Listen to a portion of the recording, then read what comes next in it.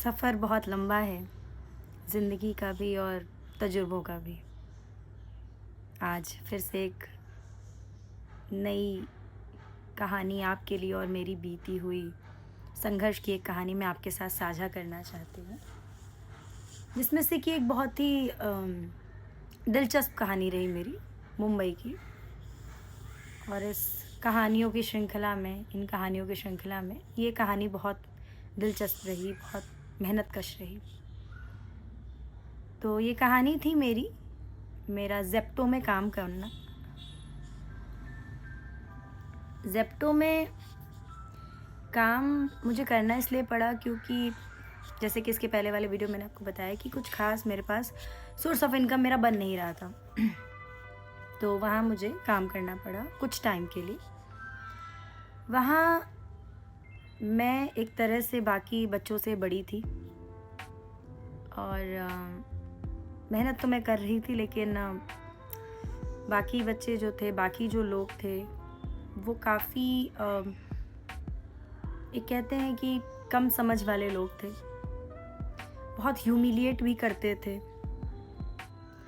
और जब तो मेरे लिए बहुत नया काम था, मैंने ऐसा काम कभी किया नहीं था। एंड वो काम ऐसा होता था कि आपको एक तरह से आपके 30 सेकंड के अंदर या 60 सेकंड के अंदर आपको जितने भी आपके ऑर्डर्स लगते हैं वो सब खोज कर ला कर उसको पैक करके आपको डिलीवरी एजेंट तक के एरिया में स्कैन करके उसको उसके बास्केट में रखना होता था। मुझे थोड़ी दिक्कत होती थी इस काम में, लेकिन मेरे पास कोई ऑप्शन नहीं था तो मैं करती थी। तो हुआ कुछ ऐसे कि डे 1 पर मैं गई, समझ में कुछ नहीं आ रहा था। जो बता रहे थे वो बता कम रहे थे, दौड़ा ज़्यादा रहे थे। जैसे तैसे धीरे धीरे मुझे समझ में आ गया। मैं तकरीबन 9.5-10 घंटे वहाँ काम करती थी और बिना लंच के, बिना यूरिन पास किए। लंच ऐसा नहीं था वो लोग करने नहीं देते थे, बिल्कुल करने देते थे, there was a lunch time. लेकिन क्या होता था कि मैं सुबह अपने घर से निकलती थी 7 बजे और उसके बाद मेरे वापस जब मैं आती थी, मेरे पैरों में जो दर्द होता था, मेरे हाथों में जो दर्द होता था, वो किसी भी एंगल से ठीक नहीं हो पाता था। और वो दर्द इतना गंदा होता था कि आप ये समझ लो कि मुझे अगले दिन मैं उठ के अपने लिए टिफ़िन नहीं बना पाती थी। और मेरे घर से ज़ेप्टो का डिस्टेंस 45 मिनट्स का था, तकरीबन 45 टू 50 मिनट्स का था। तो मैं कितनी भी जल्दी उठूँ मैं नहीं बना पाती थी। तो सुबह का खाना स्किप, मतलब सुबह का ब्रेकफास्ट स्किप, दोपहर का लंच स्किप, और रात में तो क्या आप जो लैया होता है, क्या कहते हैं उसको, कहीं कहीं मुरमुरा बोलते हैं, कहीं कहीं लैया बोलते हैं। मुरमुरे में नमकीन और वो प्याज और थोड़ा सा वो प्याज कह रहे, तब तो मैं प्याज खाती भी नहीं थी, टमाटर वगैरह डाल के मैं उसको बना के वही खा के सो जाती। और रोज़ यही चल रहा था। वहाँ पर मैं, जो कि वहाँ के लिए ओवर क्वालिफाइड थी, मैंने अपनी परिस्थितियों में वो काम किया जो मुझे उम्मीद नहीं थी। मैंने आटे के जो कट्टे होते हैं 5 किलो 10 किलो, उसको उठाकर उस एरिया से ले जाकर जो जहाँ पर सारी डिलीवरी के सामान हम रखते थे उस एरिया तक रखते थे। चावल, आटा, ये जो आपका होता है तेल, घी, कनस्तर में जो आता है, जो 5 लीटर्स के पैकेजेस में आता है, ये सब। और ये तो बहुत फिर भी आसान है। मैं लहसुन प्याज भी नहीं खाती थी पहले, ठीक है। बहरहाल अब मुझे खाना पड़ता है क्योंकि मेरी बॉडी में स्वेलन आ जाती है। तो मुझे डॉक्टर्स ने बोला है कि कुछ बॉडी को गर्म खाना मुझे प्रोवाइड करना पड़ेगा, तो मुझे लहसुन प्याज अब खाना पड़ता है। तो मैं उस टाइम पे लहसुन प्याज भी नहीं खाती। वहाँ नॉनवेज भी लोग ऑर्डर करते हैं, वो नॉनवेज भी मुझे उठाना पड़ता था अगर मेरे ऑर्डर में लग गया तो। अब आप समझ सकते हैं, जो इंसान लहसुन प्याज भी नहीं खाता है वो नॉनवेज उठा रहा है, उसका पैकेट उठा रहा है। नो डाउट वो पैकेट्स में होता है, बट अक्सर लीकेजेस हो जाते हैं पैकेट में। स्टोर्स वगैरह में आपको रियलिटी नहीं पता है।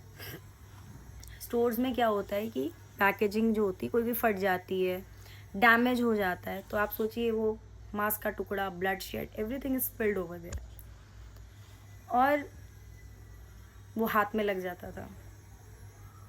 गंदा सीन था यार।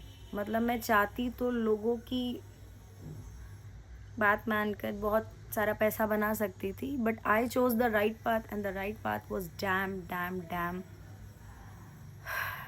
Dam dam tough. फिलहाल जब मैं घर जाती थी तो मेरा पहला होता था कि मैं सीधे घुसूंगी और सीधे बाथरूम में जाऊंगी एंड पूरा कपड़ा धोती थी, खुद को स्नान करती थी और फिर उसके बाद में रिलैक्स होती थी। और ये रोज़ का था। तो ये तो मतलब 2 स्टोर में डिवाइडेड था वो, नीचे का रहता था ड्राई स्टोर टाइप का रहता था और ऊपर का चिल स्टोर रहता था। तो जब मैं चिलर्स में जाती थी, चिलर्स का भी मेरा ड्यूटी लगता था। चिलर्स में वो हालत होती है, मेरा पहले 1.5 महीना तक मैं चिलर्स में ही थी, उसके बाद मैं नीचे वाले फ्लोर पे थी। मैं आपको बताऊँ, जो चिलर्स की हालत होती है, माइनस में टेम्परेचर्स होते हैं, लाइक आपकी आइज़ पूरा फ्रॉस्ट कर जाएंगी, पलकों के ऊपर बर्फ़ जम जाएगी। उसमें एक होता है जिसमें आपकी कोल्ड ड्रिंक्स और ये सब डेयरी प्रोडक्ट्स ये सब होते हैं, आपके ये डोसा बैटर्स ये सब होते हैं। और एक होता है उसके अंदर आइसक्रीम वाला जो फ्रोज़न एरिया होता है। तो जब आपके आइसक्रीम्स के और चिलर्स के लगते हैं तो आपका मतलब तबीयत रियली बहुत ख़राब होता है। दौड़ के जाना है। और ऐसा होता था कि एकदम बॉक्स कंजस्टेड सा रूम होता था, उसमें आप ऐसे ऐसे करके घुसते थे और पूरा ऐसा लॉट लगा रहता था। लॉट हटाते भी नहीं थे लोग, क्योंकि इतनी ठंड होती थी, कोई कैसे हटाएगा जाकर। वो थोड़ा रहता है, मैं समझती हूँ। उसके अंदर आप घुसो और जैसे घुसोगे सांस बंद हो जाएगी, आंखों के सामने ब्लरनेस आ जाएगी, आपको पूरी कुछ नहीं दिखाई देगा बहुत, क्योंकि वो फ्रॉस्टिंग की वजह से वो पूरा आँख आपका वैसा हो जाता है। फिर आप अंदर रैक्स पे ऐसे ऐसे ऐसे ऐसे करके चढ़ते हो, मतलब एक इधर पैर रखोगे, एक इधर पैर रखोगे, एक इधर पैर रखोगे, एक इधर पैर रखोगे। उसके बाद आपका ऑर्डर नंबर के हिसाब से आपको आइसक्रीम ढूंढनी पड़ती थी। ऊपर से लोग ऑर्डर भी क्या क्या कर रहे हैं भाई साहब। कोई ऑर्डर कर रहा है कुल्फ़ी, उसी के घर में दूसरा ऑर्डर कर रहा है चोको, कोई कह रहा है फीस्ट, कोई कर रहा है पता नहीं वो बास्किन रॉबिन्स की कोई आइसक्रीम, कोई कुछ। मतलब एक ही फैमिली में 12 लोग ऑर्डर कर रहे हैं और 12 तरह की आइसक्रीम ऑर्डर कर रहे हैं, और एक एक ऑर्डर को मुझे ढूंढना है। और उतने ही कम समय में उधर डिलीवरी एजेंट चिल्लाना शुरू कर चुका है, टाइम आपको हो रहा है डिलीवरी एजेंट, और ऊपर से लॉट में कोई सामान मिलता भी नहीं, क्योंकि इधर का सामान उधर, उधर का सामान इधर डंप करके चले जाते हैं लोग। बड़ा ही स्ट्रगलिंग पार्ट होता है वो। ढूंढते थे, कभी गिर जाते थे, कभी नहीं मिलता था, फिर दूसरे को बुलाना पड़ता था, दूसरे लोग इरिटेट होते थे। माय गॉड, क्या हेल टाइम था यार वो, बहुत गंदा टाइम था, बहुत गंदा टाइम है। और फिर सामान रखो, फिर उसके बाद ऑर्डर, ऐसा नहीं कि सिर्फ आइसक्रीम क्या है, आइसक्रीम के साथ साथ फिर आपको cold drinks, batter, idli, dosa, कटी हुई सब्जियां सब ऑर्डर करते हैं लोग। ठीक है, हम लोग जैसा ऑर्डर, हम लोग बैठ के जो ऑनलाइन ऑर्डर करते हैं, हम ऑर्डर करते हैं वो ठीक है, लेकिन आई डोंट नो मुझे कहना चाहिए या नहीं, पर यार हो सके थोड़ा सेंसिबल तरीके से ऑर्डर किया करो। अब तुम लोग नहीं समझते ना कि आइसक्रीम में आप जब ऑर्डर लगाते हैं तो आप 72 तरह की आइसक्रीमों के आप फ्लेवर्स डाल देते हैं, ब्रांड्स भी अलग कर देते हैं, तो बड़ी मुश्किल होती है उसको ऑनलाइन वाले आदमी को ढूंढने में। तो अगर आप मंगा रहे हैं मंगाइए, एटलीस्ट यार फैमिली पैक मंगा लो किसी 1-2 ब्रांड का, अलग अलग 1-2 ब्रांड ही रखो ना यार, इतना क्या आप मांग लेते हो। चलो ठीक है, आप मांगो, क्या बोलूँ मैं, उस पर भी अभी 10 लोग आ जाएंगे गाली देने के लिए, बट सीरियसली वो बहुत स्ट्रगलिंग रहता है। देन आप लोग जब कभी खुद एक दिन के लिए वो चिलर और फ्रोज़न जोन में काम करोगे ना, सारे आइसक्रीम खाने वालों को, कुल्फ़ी खाने वालों को, पनीर खाने वालों को, मटर खाने वालों को इतनी गालियाँ देने वाले हो, लिटरली आप सोच भी नहीं सकते, ये हालत होती है। तो दिक्कत होती है। फिर जब हम तेल वगैरह ऑर्डर करते हैं 5 लीटर का, 10 लीटर का, ठीक है भाई करें, लेकिन वहाँ जेप्टो में क्या होता था, सबसे ऊपर वाले रैक में रखा रहता था। अब इधर इधर इधर इधर पैर रखा, आपका तेल वेल कहीं लीकेज भी हुआ है तो स्पिल्ड आउट है, तुरंत साफ भी नहीं हो रहा है, आपका पैर स्लिप भी करता था, गिर भी जाती थी मैं कभी कभी, फिर उठना है, फिर सामान उठाना है, उतारना है, वो सब करना पड़ता था। सो एक बहुत बड़ा एक जर्नी था जो बहुत मुश्किलों से भरा हुआ रहता था। And on the top of that, people are not very good to you, they are not very helpful for you. बस उनका ये जाए यहाँ से, सो दैट उनका जॉब में पकड़ आराम वो बना रहे। वो भी एक कॉम्पिटिटिव एनवायरनमेंट भाई, मतलब एक चीज़ है, ऐसा नहीं है कि सिर्फ आईटी सेक्टर में या कॉर्पोरेट सेक्टर्स में ही ये कॉम्पिटिटिव सिचुएशन चलती है। एक्चुअली छोटी से छोटी जॉब में भी बीमारी है, बड़े से बड़े जॉब में भी प्रॉब्लम है, तो ये हर जगह है शायद। ये सब दिक्कत रहती थी, बट इन सारी दिक्कतों के बावजूद भी भाई काम तो करना ही है, क्योंकि अब हम लोग काम करने ही आए हैं, तो वो भी फेस करना होता था, करते थे, क्या करेंगे। और यूरिन में इसलिए पास नहीं करती थी, वहाँ जाके टॉयलेट्स भी यूज़ नहीं करती थी, क्योंकि बड़े गंदे टॉयलेट्स होते थे, एक ही टॉयलेट होता था, सारे स्टाफ वर्कर्स सब उसी में जा रहे हैं, और लड़के तो इतने जाहिल होते हैं इस मामले में। Literally I am really sorry if somebody is listening to us.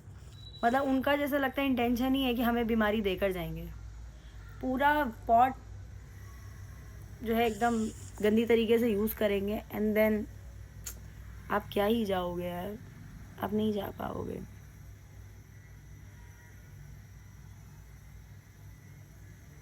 I really have a great request to all the boys, all the males. Please use your toilets very carefully so that others don't get any UTI or any kind of infection in their intimate areas. बहुत मुश्किल होती है भाई, मतलब नहीं समझा सकते। अब आप सोचिए 9, साढ़े 9, 10 घंटे हम लोग यूरिन रोक के रखते हैं। मतलब मैं यूरिन रोक के रखती थी, बाकी तो जाते थे। खाना भी नहीं खाती थी, पानी भी नहीं पीती थी। ऐसे मैंने तकरीबन 3.5 महीने तक वहाँ काम किया। एक टाइम के बाद लगा अब नहीं हो पाएगा, क्योंकि खाना नहीं हो रहा है, पानी नहीं हो रहा है, टॉयलेट नहीं हो रहा है, कब तक आप ऐसा काम करोगे। काम का मतलब ये नहीं है ना कि आप बाथरूम नहीं जाओगे, आप खाना नहीं खाओगे, ऐसा नहीं काम कर सकते। आप इंसान हो, you are not a bonded labour. तो वो भी दिक्कत होती थी। फिर I just left that job anyhow. Job छोड़ने के बाद फिर एक नया अध्याय शुरू हुआ मेरा, जो कि मैं आपको अगले ब्लॉग में I will let you know. Just stay connected. और मैं उन सभी लोगों को सल्यूट करती हूँ जो ब्लिंकिट, ज़ेप्टो और ऐसे प्लेटफॉर्म्स पे काम करते हैं। और सीरियसली यार, मतलब हम और आप जो बाहर बैठे हैं, हमें नहीं आइडिया वो कितनी मेहनत करते हैं। Salute, a big salute to all the delivery agents, to all the people who are working in such organisations, क्योंकि आप एक बार आइसक्रीम लेने उस फ्रोज़न एरिया में नहीं जा सकते, and others are doing the job very well. Time से आपको मिनट्स में सामान मिल रहा है। So just be thankful to those people. कभी जिक्र में आए तो जहन में कभी उन्हें धन्यवाद कह दिया करो जब तुम्हारे घर में बैठे बैठे सामान पहुंच जाता है, because they really work very hard for you people. हाँ, अभी आप कह दो कि पैसे के लिए काम करते हैं, definitely everybody is working for money, but पैसे के लिए तो हर कोई काम करता है ना। टीचर भी कमा रहा है तो पैसे मिल रहे हैं उनको, तो उनको रिस्पेक्ट करते हुए just pay respect to each and every person who is contributing some help to your life, who is additionally helping you in some or the other way, which is making your life suitable, comfortable. So just be thankful for them. And I still say thanks to Mumbai, जहाँ पर एक तरफ बहुत एक अतरंगी type के लोग थे, वहाँ फिर भी ईमानदारी के कुछ काम बचे हैं जहाँ हम कर सकते हैं, जो मैंने किया। And I shared my journey. मेरी फैमिली में कभी किसी ने ऐसा काम नहीं किया है, और मेरे पेरेंट्स को शायद समझ भी नहीं आएगा कि ये काम कितना टफ था, but I really worked hard. कई बार तो ऐसा होता था कि जो आटा होता था ना बहुत सारा वो मैं उठाती थी, वो कहीं से लीकेज फटा है, वो पूरा आटा मेरे ऊपर गिर गया है, या ऐसे उठाने पे ऐसे करके वो पूरा हवा से मेरे कपड़ों पर लग गया है। सो मतलब आटा चक्की पे काम करके आ रही हूँ। So these were the hell things I faced, but no point in saying hell actually. हर चीज़ आपको कुछ ना कुछ सिखाती है, मुझे भी उस मेहनत ने कुछ ना कुछ सिखाया। So that's it. That's all I have to share with you about this Zepto journey. Stay tuned. I'll get back to you in the next vlog with some other interesting story of my Mumbai journey. तब तक के लिए bye bye.